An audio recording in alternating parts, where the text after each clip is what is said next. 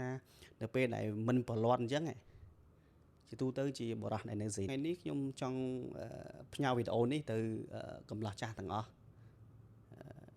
ឲ្យមានការប្រុងប្រយ័ត្នជាពិសេសបរិះដែលមានដៃគូរួមភេទដោយសារតែអ៊ំប្រុសម្នាក់អាយុ60ឆ្នាំដែលគាត់មកជួបខ្ញុំហ្នឹងគាត់ពិគ្រោះមកខ្ញុំហ្នឹងរឿងដុំសាច់នៅលើបណ្ដាភេទរបស់គាត់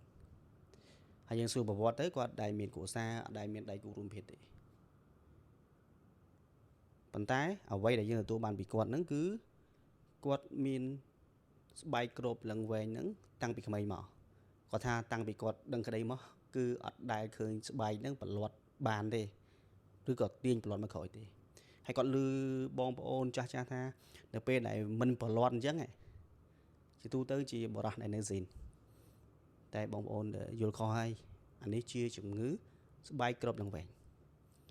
ហើយស្បែកគ្របលឹងវែងនេះហើយដែលអាចបង្កឲ្យគាត់នឹងកើតជំងឺមហារីកក្បាលលឹងឬក៏ដុំសាច់នៅលើក្បាលលឹងអញ្ចឹងសូមបងប្អូនបរិះប្រយ័ត្នឲ្យមែនតើ